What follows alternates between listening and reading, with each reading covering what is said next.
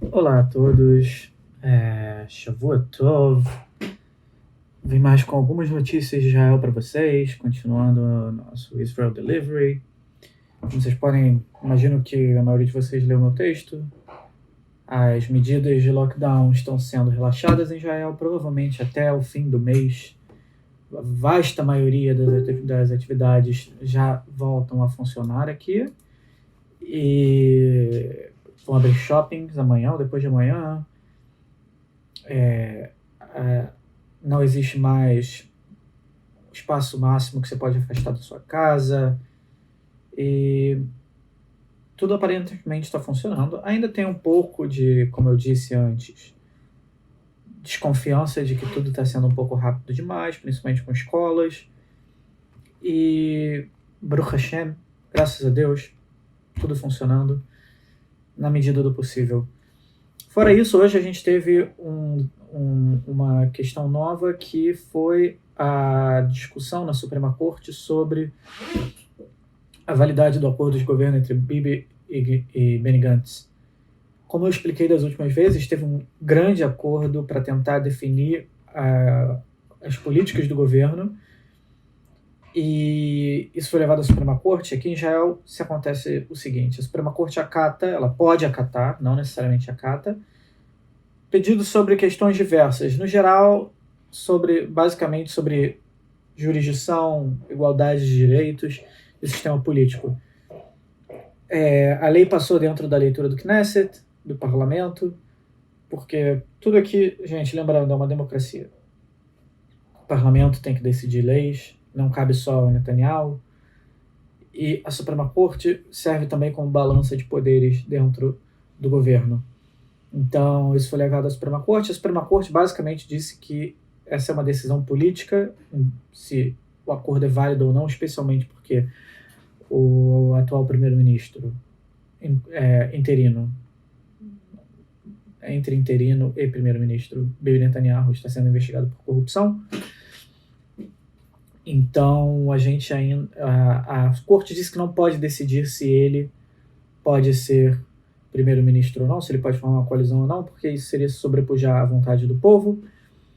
Porém, detalhes da decisão, por exemplo, o acordo dizia que durante os primeiros 6 meses o governo não poderia nomear o chefe de polícia. E a Suprema Corte disse que isso não faz sentido, porque já tem meses que a gente não tem um chefe de polícia. E a Suprema Corte também disse que não faz sentido passar uma lei para que os parlamentares... Porque o que acontece?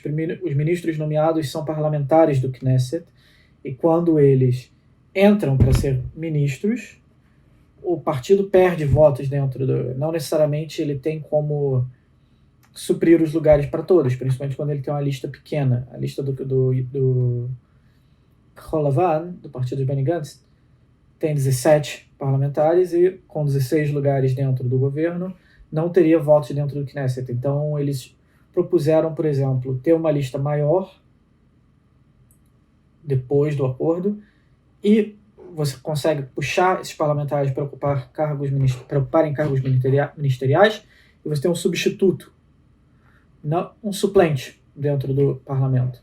A Suprema Corte disse que existe uma expansão indevida da lei e que isso não pode ser aceito.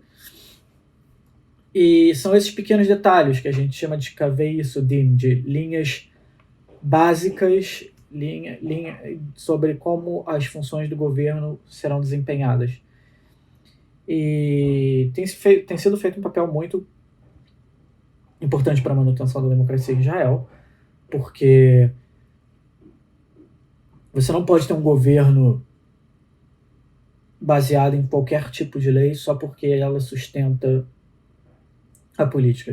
As leis, elas têm que ser consensuais, elas têm que ter uma certa ordem. A Suprema Corte tem sido extremamente atuante nisso, o que é muito curioso, porque o que acontece, uma das grandes bandeiras do Likud, do Bibi e do Yamina, que é do atual ministro da Defesa, que daqui a pouco já está indo embora, Naftali Bennett, é de que a Suprema Corte é atuante demais, e que eles dão opiniões demais sobre questões que eles não deveriam opinar. A resposta da Suprema Corte é extremamente o que a gente chama de uma opinião judicialmente conservadora agora. Olha, não cabe a Suprema Corte emitir opiniões políticas mais técnicas. E isso criou um certo embaraço para setores do Likud e do Yamina que falavam sempre sobre o ativismo judiciário da Suprema Corte, e tem que se submeter porque, na verdade, é até bastante favorável a eles o veredito. Basicamente dizendo que não cabe à Suprema Corte não cabe à Suprema Corte julgar se o Netanyahu é apto ou não a formar uma coalizão. E, assim, são dias um tanto quanto...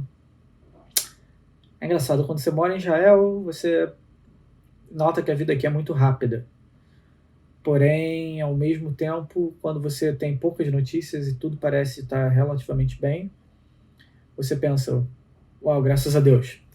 Então, obviamente, não tenho nenhum problema com ter um dia um pouco mais devagar.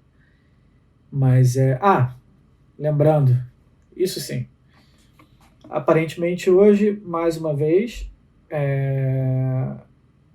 continuando a estratégia de contenção de Israel em relação à presença iraniana na Síria, aparentemente tivemos ataques.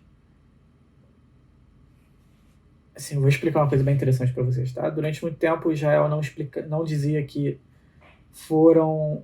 ataques em relação à Síria, ataques na Síria em relação ao Irã foram feitos por Israel. Existe uma coisa chamada política de ambiguidade.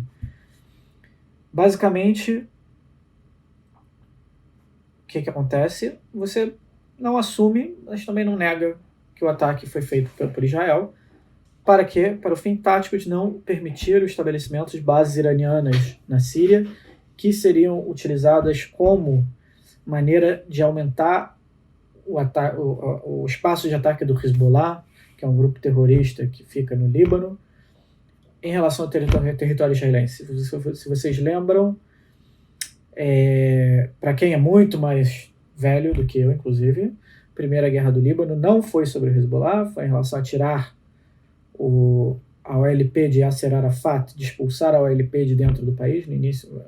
Enfim, não vamos entrar na grande discussão se era para expulsar totalmente, é só até o rio Litani.